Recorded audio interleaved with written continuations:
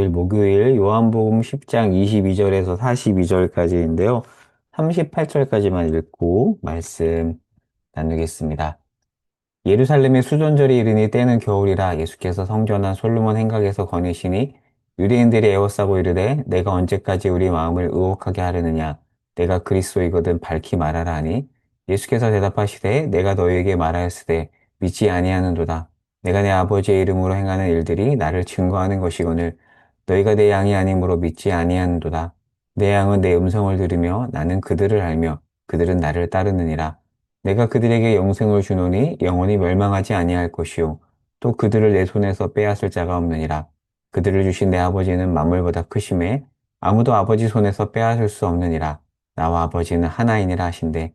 유대인들이 다시 돌을 집어 치려 하거늘 예수께서 대답하시되 내가 아버지로 말미암아 여러 가지 선한 일로 너희에게 보였거늘 그 중에 어떤 일로 나를 돌로 치려 하느냐. 유대인들이 대답하되 선한 일로 말미암아 우리가 너를 돌로 치려는 것이 아니라 신성모독으로 인함이니 내가 사람이 되어 자칭 하나님이라 함이로라.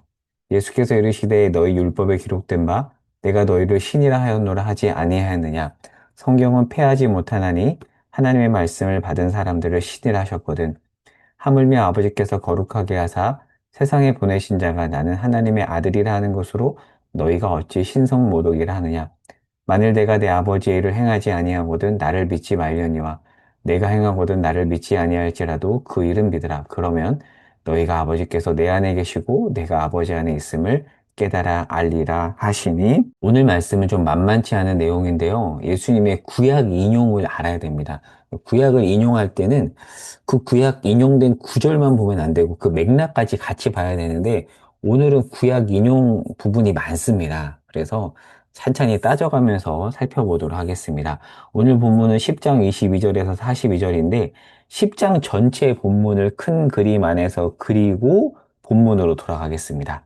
하나 이제 설명하고 들어갈게요. 요한복음에는 7번의 나는 뭐뭐이다라는 표현이 나옵니다. 그러니까 예수님의 자기 선언인데 헬라어로 하면 나는 뭐뭐이다가 에고 에임이에요. 에고 에임이 들어보셨죠? 한 번쯤 들어봤을 거예요. 이 표현은 출애굽기 3장 14절에서 하나님이 모세에게 자신을 드러내실 때 사용한 표현, 나는 스스로 있는 자이니라. 그 표현의 헬라어 번역입니다. 그러니까 이 표현으로 지금 예수님은 나는 모세에게 드러낸 그 하나님과 동등한 존재이다라고 지금 선언을 하는 거예요. 한글 성경어로 보면 와닿지 않지만 헬라어로 보면 에고 에임이라고 되어 있고요. 그리고 히브리어를 헬라어로 번역한 70인경의 출애굽기 버전을 보면 에고 에이미라는 표현이 나옵니다. 자, 에고 에이미가 총 7번 어떻게 나오냐면 6장 35절에서 나는 생명의 떡이다. 8장 12절에서 세상의 빛이다. 10장에서 나는 양의 문이다. 선한 목자다. 그리고 나는 부활이요 생명이요. 나는 길이요 진리요 생명이다. 나는 참 포도나무다. 총 7번. 7은 완전수죠. 신학적 의미가 있어요. 완전수를 통해서 나는 하나님과 동등한 존재이다라는 것을 드러내십니다. 그런데 오늘 본문은 예수님이 자신을 양의 문이며 선한 목자라고 선언하는 맥락 속에 있습니다. 이 맥락을 알고 들어가 볼게요. 자, 어제 큐티 본문인 10장 1절에서 12절에서 나는 양의 문이요, 나는 선한 목자라고 했고, 오늘 본문에서 예수님은 자신의 말을 듣지 않는 자들을 향해서 26절에 보면 그들은 내 양이 아니라고 해요. 그리고 27절, 30절에서는 내 양이면 내 말을 알아듣는다라고 말해요. 그러니까 오늘 본문에서는 예수님의 말씀을 알아듣는 선한 목자의 양과 그렇지 않은 자가 대비되는데 오늘 본문에는 어디에 초점이 있냐면 이들, 양이 아니어서 예수님의 말씀을 듣지 않는 자들, 그들의 모습이 부각되어서 나타납니다.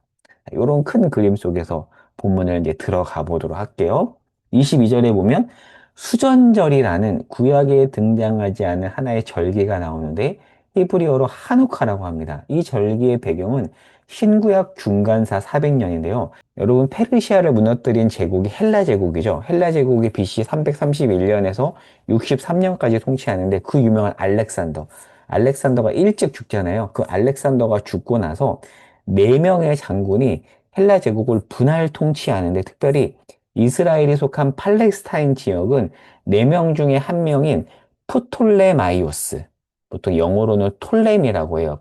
프가 약간 묵음이어서 톨레미라고도 하고 프톨레마이오스라고 하는 자가 통치하다가 나중에 BC 198년에 셀주크 왕조가 이 팔레스타인 지역을 통치합니다. 자, 여러분 잘 따라오시죠? 셀주크 왕조가 팔레스타인 지역을 통치하는데 이 셀주크 왕조의 그 유명한 안티오쿠스 에피파네스 4세가 예루살렘 성전을 유린해 버립니다. 구약에서 부정하다고 여긴 돼지고기로 제사를 드리고요. 성전에서 여인과 어린 아이를 죽입니다. 자, 이 모습을 보고 유다의 마카비라는 사람이 독립운동을 벌여서 일시적으로 유대가 독립을 이룹니다. 역사적으로 아주 짧게 대단한 거고 유대인들에게는 자랑스러운 시기이고 하지만 짧은 시기인데 이 마카비가 독립운동을 벌입니다. 그러니까 지금도 유대인들에게 이 독립운동은 대단한 거죠. 자랑스러운 시간들입니다. 자, 이때 이 마카비가 성전을 다시 정결케 하고 봉헌을 하는데 바로 그때를 기념하는 절기가 수전절이에요. BC 164년. BC 164년이니까 신구약 중간사 이야기다 보니까 구약에는 나오지 않죠. 자, 이 배경을 가지고 본문에 들어가 보면 유대인들이 지금 예수를 둘러싸고 그 독립을 이루었던 마카비아 같은 그런 메시아가 당신입니까? 라고 질문하는 게 24절이에요. 24절. 제가 세 번역으로 읽어볼게요. 그때 유대 사람들은 예수를 둘러싸고 말하였다. 당신은 언제까지 우리의 마음을 졸이게 하시렵니까? 당신이 그리스도이면 그렇다고 분명하게 말해 주십시오. 왜 이 질문을 하는지 아세요? 반란을 일으키는 사람으로 예수를 로마에 고소하려고 한 거예요. 우리가 그토록 바라던 이입니까? 뭐 그런 마음을 가지고 물어본 게 아니라 로마의 반란으로 고소하려고. 자, 이에 예수가 뭐라고 말하죠? 너희는 믿지 않는다면서 이전에 자신이 행했던 일을 메시아의 증거로 내세우지만 사실 이들은 받아들이지 않습니다. 특별히 레위기 24장 16절에 보면 여호와의 이름을 모독하면 반드시 돌로 쳐 죽인다는 그 말씀이 있거든요. 그 말씀에 근거해서 유대인들이 예수님을 신성 모독죄로 죽이려고 합니다. 그러니까 이 레위기 24장 16절 말씀에 근거하여 죽이려고 하지만 여러분 실제로 예수님은 하나님과 동등한 분이기 때문에 예수님의 발언은 신성 모독이 아닌 거죠. 그러면서 이제 반박을 하는데 34절에서 36절 시편 82편 6절 말씀을 인용을 해요. 이 인용했다는 것을 모르고 보면 우리가 이 오늘 본문을 확 와닿지 않는데 시편 82편 6절을 인용한 겁니다. 이스라엘은 보통 통치자들과 재판관들을 신들이라 불렀어요. 왜냐하면 재판할 때 이들이 하나님을 대표했기 때문에 그들을 신들이라 불렀어요. 이 배경을 가지고 본문을 봐야 됩니다. 그러니까 예수님이 지금 뭐라고 말하냐면 이처럼 사람을 신들이라고 부른다면 하나님의 참 아들인 자신을 하나님과 동등하다고 하는 것이 신성모독일 수 없다라고 하는 거예요. 이해되시죠? 그러니까 유대인들은 호칭으로 지금 신성모독이라고 공격하지만 예수님은 이 말씀을 근거로 해서 반박하면서 그동안 자신이 행했던 일들, 예를 들어서 38년 된 병자 치유, 맹인 치유, 이런 사건에 근거해서 나를 판단하라. 나는 신성모독한 게 아니다라고 지금 말씀하신 겁니다. 자, 그런데 지금 이 예수님을 공격한 이들은 큰 맥락에서 본다면 양이 아니에요. 아까 우리가 이 도표 봤죠? 양이 아닌 자들입니다.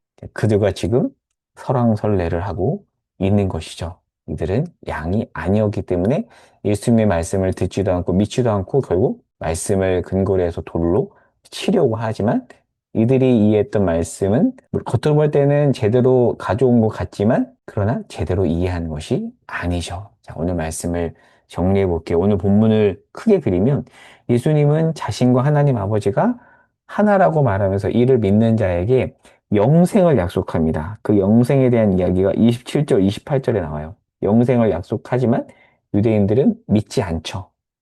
그 영생을 누리지 못합니다. 왜 이들은 눈앞에서 예수를 보았음에도 그토록 구약에서 약속했던 그리던 꿈에 그리던 예수가 눈앞에 있음에도 영생을 누리지 못하고 돌로 치려고 했을까요? 그들의 메시아관 때문입니다. 그들의 메시아관은 신구약 중간사에 나오는 그 마카비처럼 힘으로 군림하는 자예요. 이 설정, 메시아관이 너무 강하다 보니까 예수를 메시아로 받아들이지 못한 겁니다. 그런데 여러분, 구약에서 메시아는 베들렘에서 날 것이며 연약한 자이며 가지와 같을 것이다. 그렇게 예언을 했음에도 불구하고 자신들의 처한 환경 때문에 마카비와 같은 힘 있는 자를 메시아라고 생각을 하고, 그리고 구약에서 연약한 이미지의 메시아상을 다 버려버린 거예요. 받아들이지 못한 겁니다. 이 시대에도 여전히 이런 모습이 있다고 생각해요. 성경이 말하는 참 예수의 모습과 우리가 바라는 예수의 모습 사이에 간격이 있는 것 같습니다. 여러분은 어떠하십니까? 이 아침에 잠잠히 기도하면서 물어봤으면 좋겠어요. 내가 그린 예수상과 성경이 말하는 예수상 사이에 간격이 있을 수 있어요. 분명히 있습니다. 그 간격에 대해서 오늘 이 말씀을 토대로 기도하며 물어보면서 점검해 보시면 좋겠습니다. 그래서 저는 이렇게 생각해요. 우리 신앙생활은 내가 그린 예수상을 내려놓고 참 예수상을 발견해 가면서 결국 그 예수상을 우리 삶에 담아내는 거라고 생각해요. 내가 그린 예수상을 담아내면 그 당시 예수를 받아들이지 못했던, 예수를 죽이려고 했던 그 사람들의 삶의 모습이 드러날 수 있지만 참 예수상을 발견하면 자기를 내어주고 십자가를 지고 기꺼이 살아가는 그 모습으로 드러난다고 믿습니다. 참 예수상을 발견하고 그 예수상을 우리 삶에 담아내는 그 놀라운 은혜가 우리 가운데 있기를 바라며 기도하겠습니다. 주님, 내가 그린 예수상, 그것이 잘못된 것이라면 내려놓게 하옵소서. 참 예수상을 발견하고 그 예수의 모습을 우리 삶에 담아냄으로 우리를 통하여 참 예수상이 드러나게 하옵소서. 예수님의 이름으로 기도합니다. 아멘.